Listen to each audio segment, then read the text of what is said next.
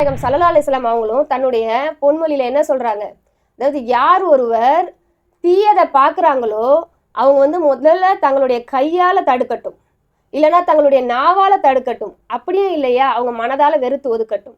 இதை நம்மள நிறைய பேர் தப்பா புரிஞ்சுக்கிட்டு இருக்கோம். இதுல நபிகள் நாயகம் ஸல்லல்லாஹு அலைஹி வஸல்லம் அவங்க யுகையருஹு அப்படிங்கிற வார்த்தையை சொல்றாங்க. இதுக்கு தடுக்கட்டும்ங்கிறது அர்த்தம் கிடையாது, மாற்றட்டும் அப்படிங்கிறது தான் அதோடைய உண்மையான அர்த்தமா இருக்கு. அதாவது வெறும் தடுக்கிறதுனால ஒரு தீமை ஒளிஞ்சிட போறது கிடையாது.